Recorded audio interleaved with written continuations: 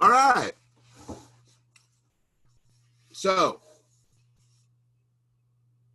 we started with Bach and have wound our way through a number of different things and wound up on the Starship Enterprise yesterday, metaphorically. Today, I'm here to go over the material that you can expect to see on the exam, which is available for you to take today and tomorrow. Excuse me. Today is the last day of class. Tomorrow is finals day for this particular session. You have all day today and all day tomorrow to take the exam in the time, once you start, same as usual. In the exam, so basically I'm just going to charge in and do the study guide review, and hopefully we'll be done soon. I will have an office hour today, and I'll have an office hour tomorrow if anybody wants to come by and talk to me at the same time as usual. Now, and by the way, if you want to come talk to me, come early, because basically, if I sit there, for 40 minutes and nothing happens, then the Zoom meeting will conclude, right, on its own without me doing anything. There will be 11 pieces of music for the 11 different things that we've looked at in this class on the last test. In this sense, this test is comprehensive. There are also, as you already noticed, 3 questions that refer to things that we've covered earlier, things that we covered at the very beginning of the class, and things that I covered more recently. How are you going to tell the 11 pieces apart? Well, the main thing is to have been listening to them, right? If you've been listening to them, you won't really have a problem with that. That's kind of the point. If you only listen to them when you're in class or only listen to them when the test comes up, then I can tell you might have some difficulty, right? So you might want to do, if you're not sure about that, then you might want to do a crash course on them, do some listening while you look to try to tell them apart. Some things are easy. Palestrina's music is a cappella, meaning that there are voices only. There's no musical instruments. So if you hear no musical instruments at all and only singing voices, then it's got to be Palestrina. Okay. I'm going in chronological order now. Handel's Messiah and Bach's B minor Mass are both Baroque pieces, and they sound a lot alike. This is one of the things that often confuses people in trying to distinguish between the two of them, because there was an intense admiration of Bach for Handel, and probably, if my reading of history and others' reading of history is right, an intense avoidance of any contact with Bach from Handel's perspective, not because he didn't admire him, because he was a little scared of him. With good reason. Handel's textures are thinner.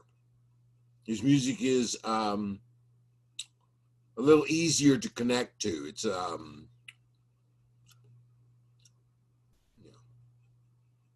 it's not as dense. He doesn't overload you as quickly as Bach does. Handel's singing in English, Bach is singing in Latin in these two particular pieces.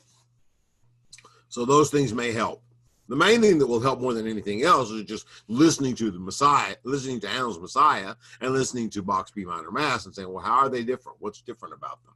Because some things do sound a lot alike. That's part of the point of the class. Mozart's Piano Concerto in C minor, it's got piano. Beethoven's Ninth Symphony, it sounds like Mozart, and it sounds a little bit like Wagner. It doesn't have piano. And depending on which section I play, it won't have much singing, right? It does have some singing in the fifth movement, but only in the fifth movement. Rossini's Barber of Seville sounds like Looney Tunes. Sounds like cartoon music, because so many cartoons liked its energetic frenzy and used it, right? So that's to be remembered. Now, by the way, I've got the chat window open if anybody wants to ask any questions about anything related to the study guide. This is a great time to do it. Wagner's Die Valkyrie, the main thing with Wagner is it sounds like Star Wars, right? This helps students. It's sung in German, okay? So other than Beethoven, the only possible confusion in terms of the sound of the language, right, would be Beethoven and Wagner, because they're both singing in German, right? But there's not nearly as much singing in Beethoven. Also, Wagner never really puts a period at the end of a musical sentence. He's telling a long, ongoing story. The final resolution, this is one of the things about Wagner that's amazing. He writes this 16-hour opera, The Ring of the Nibelung,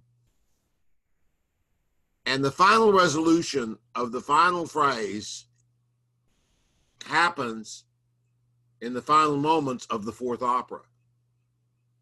There is no final resolution to any of the things that he's doing musically until he gets to the very last thing in the story. Everything else ends with a kind of a question mark, a kind of a pause, until next time, whatever, right? It's quite amazing. If you listen for that, when you listen to Wagner, you'll hear it. He never really ends anything. He just keeps it weaving and weaving and weaving. Why? Because he wants you to be consumed by his story. Remember that business about the fourth wall. The music's not going to break the fourth wall either. Verdi's Requiem Mass is going to sound a lot like Wagner. It's going to sound something like Beethoven, except that, unlike Wagner, he will make a clear end of a phrase, right? Where the phrase ends, he ends. He doesn't try to continue it in some way, shape, or form. He's more traditional than Wagner in that sense. Very much big romanticism. It's sung in Latin, if that helps, okay? Stravinsky's Rite of Spring, I doubt any of you will have any problem telling that from everything else. Bartok's String Quartet, if you were here and heard it, you know that it sounds a lot like Stravinsky in some ways, but it also uses fewer instruments. There's only 4 stringed instruments being used, even though sometimes it sounds like more than that. So if you hear nothing but strings, it's got to be Bartok. If you don't hear any horns or percussion or any of that, and it's all just strings, then it's got to be Bartok. It's the only thing we listen to that's like that. And then Coleman Hawkins' Body and Soul, jazz, dance music. Okay? Okay, so now I'm to question 12. Why is it surprising that Verdi wrote a Requiem Mass for his friend Alessandro Manzoni? Now, we talked about this in class. There may be a recording of it. There's only one class that I missed recording on, so I hope hopefully there's a recording of that up so you can check that. If not, then go online and look up Verdi and Alessandro Manzoni and you'll find out. Ethnomusicology. That should be pretty easy. Look up ethnomusicology, find out what it means. What did Bartok do that made his contribution to musical research completely different from his predecessors? One of the things that I've focused on in this section is how technology impacts the arts and how it has always impacted the arts. The reason, for instance, that we like shorter songs now than we used to back in the days of Mozart, Beethoven, Verdi, etc. People liked long musical performances. These days we like short snippets of music. Why? Because of the 78 RPM record. It's that simple. That's what did it. The 78 RPM record changed us forever. We got used to the idea of the radio playing 3-minute sections of music. Why? Because that was all that a 78 RPM record could contain, was 3 to 4 minutes of music, and that became the mode, and it has not changed in all this time. Pop songs are supposed to be about 3 to 4 minutes long. There's technology changing us, manipulating us, making us a certain way. Okay. So what did Bartok do? Well, he used that brand new technology of recording, and he went out in the field and recorded people. This made him different in terms of musical research. He embraced that new technology and used it. 1960s sci-fi series Star Trek is often associated with what common portable device, which did not exist during its initial showing. If you were here yesterday, you know I posted a recording of the lecture. You can see it as well. True or false, the original Star Trek employed a team of scientific consultants to ensure that the ideas they were putting forward had some degree of credibility. If you watched yesterday, if you were here yesterday, you know. If you weren't, you can obviously look at the recording of the lecture, which is up on the announcements. The invention of ethnomusicology by Bartok paved the way for something. Well, it paved the way for world music. It made it possible for musicians to mix and match various things from various cultures, right? There was an Indian restaurant I used to go to in Norman, Oklahoma when I lived there. Fantastic. They finally just closed. The owner got tired of doing it. He retired and shut the restaurant down. I used to eat there every time I went back. Well,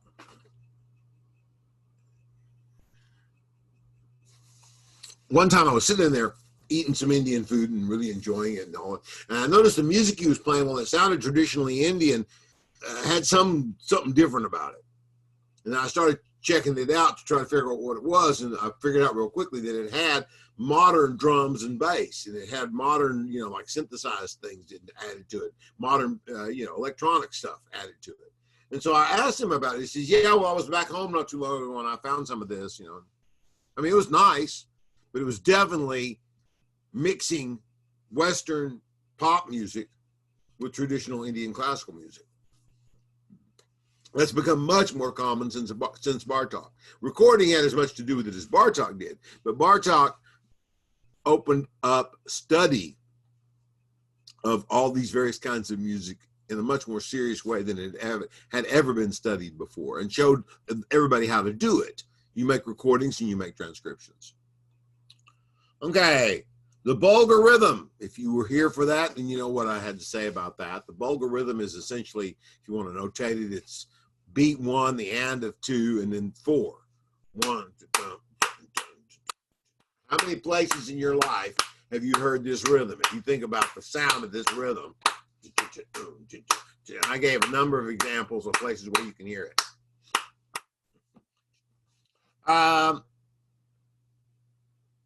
Now, other composers used folk music before Bartok did. What made his use of it unusual? We talked about this as well, and it goes right back to that Bulgar rhythm. The Bulgar rhythm is for what? It's for dancing. And Bartok studied folk music. Folk music is tied to dance in every culture that I know of that it exists. If you have folk music, you have folk dancing, right?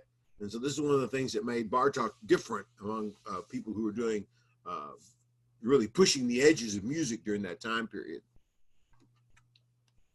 Okay, 4 musical developments in the 1910s. Go to the PowerPoint on Impressionism and look at the end of it, and you'll find the answer. What was the point of watching the documentary about Star Trek hosted by William Shatner? I'm going to go ahead and tell you this one. Who were those people? Who were all these people who cooked up Star Trek, the original series, and changed us forever? Gave us computers that allow this class to take place. Here we are doing something that I saw people do on Star Trek when I was a kid, and I thought, that's cool. I wonder if we'll ever be able to do that. Now here I am at 63 and I'm doing it. I'm talking to all of you through a personal computer. You realize that when Star Trek was on television, none of that existed. None of that stuff. It was either in development or nobody even thought about it, right? A whole bunch of scientists looked at that and said, yeah, I want to live in a world like that. And they went nuts. And they found ways to make it happen. And here we are benefiting from it. Now, Star Trek obviously wasn't the only cause. I'm teaching a survey course. I tend to generalize and exaggerate a little bit to make a point. The point is the people who made Star Trek were not scientists. They were actors. They were dancers. They were singers.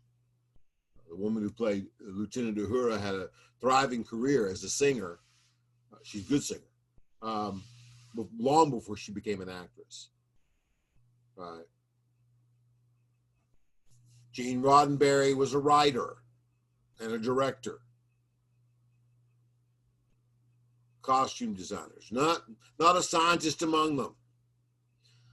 For instance, the Big Bang Theory, I don't know if any of you watched the Big Bang Theory, had people who checked the formulas that those people were writing on the board to make sure they were right. They didn't have any of that in Star Trek. You know, there's just a bunch of people who were trying to invent something interesting, tell a good story, and make it credible by world building. That's one of the things that people who write science fiction and fantasy spend a lot of time thinking about is world building. It has to feel right. It has to, it has to come off correctly. Tolkien, author of Lord of the Rings, is one of the most praised in this area because he does create a completely convincing world in those novels. They were just interested in that. But their artistic impulse, their creative impulse, pretty much contributed mightily to creating the world in which we live. So when people start to tell you that the arts aren't important, remember these classes, please. Remember that Wagner's opera helped start a philosophy which helped start a war. Remember that, a cheesy sci-fi show that people made fun of when it was brand new, right, now is responsible for all kinds of stuff, including the communication we're having right now. I mean, by planting the idea in some people's heads who had the technical wizardry at hand to make it happen. They wanted to find out how to do it. Okay, 22, the phrase Vittorio Emanuele Re d'Italia was important to Verdi because, well, I mean, one of the clues is the fact that it spells his name, V-E-R-D-I. And I talked about that in class, and you can look that up. Why did we watch the Nova documentary on fractals as part of the discussion on Bartok? And I want to thank Dylan right here, and I want to clarify something. The reason I brought up fractals in relationship to Bartok is because Bartok used a mathematical device called the Fibonacci sequence. And Dylan, feel free to put an or in here if I'm not getting this right now. He used the Fibonacci sequence, which contains a fractal. It isn't a fractal itself. It contains a fractal, right? To manipulate his music. He was the first that had ever done this. He was the first that used anything even close to fractals to try to manipulate music. And he was part of a whole generation of people who were looking for different ways to control and how music flowed, how music was created. Looking for new ways to do it as opposed to the traditional ways that they knew. And he employed the Fibonacci sequence, as I said, which contains a fractal. Okay, that was part of the reason that we watched it. Now, Lauren Carpenter applied fractals to a problem. If you don't know, look up Lauren Carpenter, or look up the. There are links in the PowerPoints, by the way, that will take you to YouTube videos about all this stuff too. Now, the term folk music is problematic. Here's why. Louis Armstrong once said, "All music's got to be folk music." I never heard a horse sing a song. I think that pretty much puts it bluntly. Because the term folk music is often used in a pejorative sense. It's often used as a put down. Oh, it's just folk music. Which means you don't have to take it seriously. Well, somebody takes it seriously, or they wouldn't be playing it at all.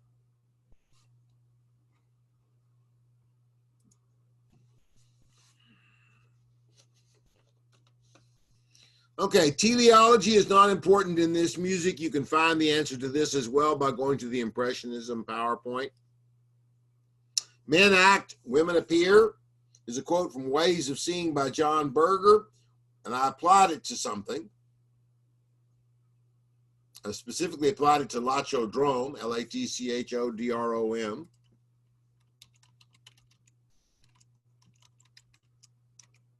Was the film we watched. It's available on YouTube. And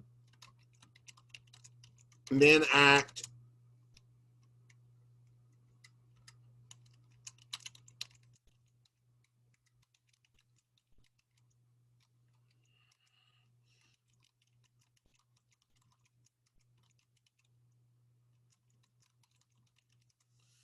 can actually find the original BBC programs that he created in the 1960s called Ways of Seeing. They're fascinating. He was really on to something then, and what he has to say really hasn't changed at all much. That's one of the things that's really distressing to me in some ways, is how few things have changed. Some of the things that were being said and complained about in the 1960s are still very much with us and still very much the same. And it's not because they have to be that way. It's just because they're making money for somebody, I think is what it ultimately amounts to.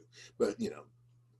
Okay, despite its lack of popularity with the general public, serial music, Schoenberg, Weber, that music, we listened to it in class. And some of you figured out real quickly what the point was. If you don't know, listen to some of it, and you'll figure out where you've heard it before, okay? And which of the following has had the biggest impact on jazz education from 1950 to today? And I can already tell you that Bartók leads the way of anybody outside of jazz music itself in terms of having an impact on jazz education. Why? Because of his modal theories.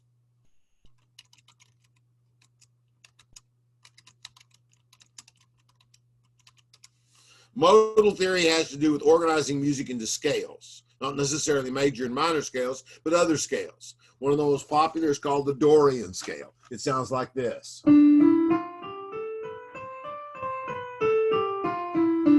It sounds a lot like a normal minor scale, but it's not. It's got one note in it that's a little different than the natural minor scale, and one note that's different from the harmonic minor scale, etc. But that scale has become very popular among improvising musicians, not just jazz guys, just people from all over the place. Okay, so that was question 29. Question 30, who was Enrico Caruso? There's a PowerPoint about Caruso. You can take a look at it and find out what's going on with that. Django Reinhardt, which suggests if you don't remember, look him up. The people of Lachodrome, what's remarkable about them? And if you saw the movie, if you were here, you know what I'm saying. If you know what I'm looking for. If you weren't here, then you might want to go look at the film. And you can see it on YouTube. Or see if it's covered, see if I recorded. I can't remember. There was one lecture I didn't record. I forgot to record. So, you know, if you can't find it in the lectures, then you may be able to find it by looking at the film. One of the things that we said more than once in class, to sum up the work of three of the most important composers. Bach did something, Mozart did something, and Beethoven did something. We talked about that more than once. Bach, oh, excuse me. Bach, yes. Bach makes you feel, Bach makes you feel the cosmos. I'll give you that much. He makes you feel the universe. Mozart makes you feel something else, and Beethoven makes you feel something else. Douglas Adams said it. So look up Douglas Adams. I can't remember how he spells his name. I can't remember if it's like that, or if it's got another.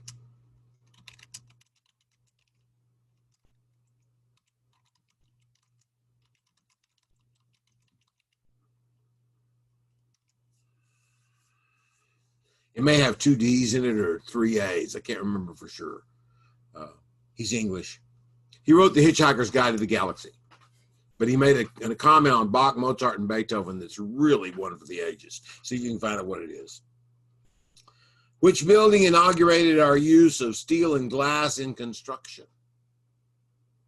We talked about that in the last exam, right? So you should remember that one. How is culture, in a culture like the one that we see in Lachodrome, how do they transmit culture from one group of people to another? What preserves their culture? If you saw the film, you'll know. If you haven't, if you look at a little bit of the film, you'll get the idea. What does an artwork need to do to be canonical? So all the way back to the introductory PowerPoint, okay? What can we, and then I'm going to skip that one. Caruso, why is Caruso so influential? Well, how do we know that he influenced so many other artists? There was one particular fact that I pointed out that's in the PowerPoint about Caruso that really makes the point about how much he influenced various people outside of the world of opera, right? Aesthetics. You need to know aesthetics. So that's also in the introductory PowerPoint. What do we call it? And then the biggest difference in the art of then and the art of now is what's happening right now, what we're doing right now, the digital revolution. It has changed everything. It has made it possible for people to make recordings very easily. It has made it possible for people to connect with art much more easily. It's keeping a lot of us sane during this virus lockdown business, although we're not really locked down, but we're just trying to be, hyper vigilant about, social contact, etc. But it's made us look into this stuff even more. And so lots of musicians that I know are streaming their music online in various ways. Watched my brother and his roommate, who's a piano player. My brother's a bass player. I watched them on Tuesday evening, play about an hour's worth of music. It was delightful. All right. Yeah, I know I'm not drinking coffee today. Probably going to go get some breakfast or something after this class and then come back for office hours. Celebrate.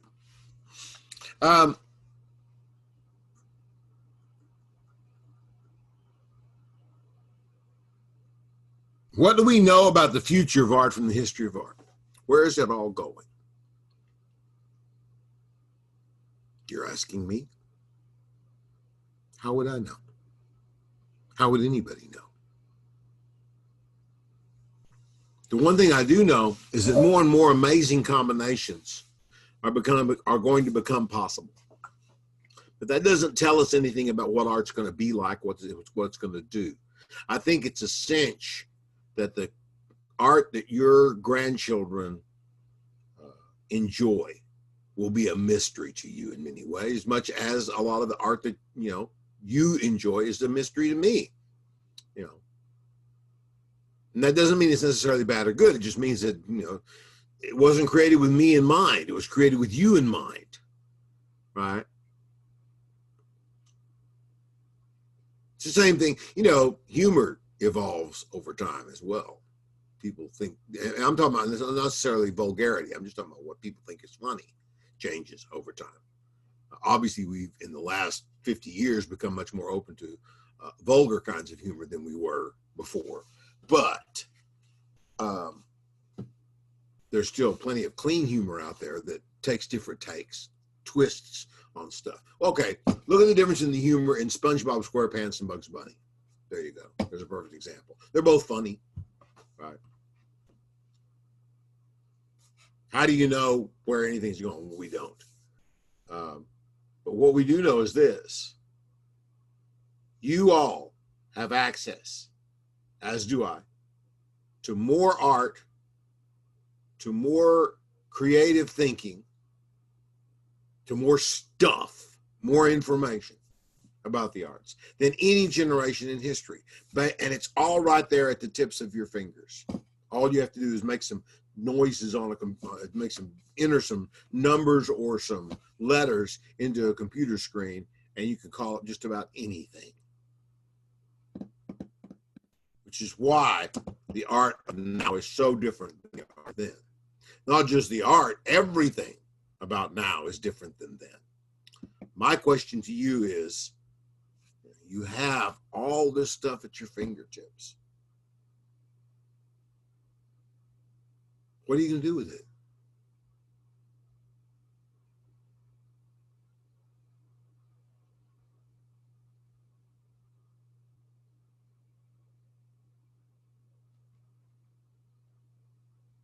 That concludes this class. Thank you very much. This is my final class at Texas State, so I will be in my office at 11:40 or so. If you need to ask me about anything, if you want to ask any questions now, this is a great time to do it before I say so long. I will also be in my office tomorrow at the same time although there will not be any class tomorrow because that's designated as a test day. I hope all of you have very, thank you, Grace. Oh, thank you so much, 14. Thank you, Alan. I hope all of you have delightful careers. I have enjoyed my life as a teacher very much, and I'm looking forward to whatever's coming next. So thank you. Wow, you guys are neat. Thank you so much.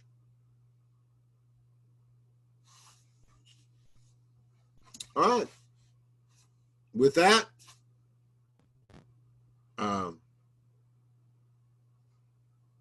I'll bid you a fond adieu, and hope to see you around in San Marcos. I'm still living here, you know, after this, so I may see you around. And I'll be in my office at 11:40 if you have any questions about anything. So long.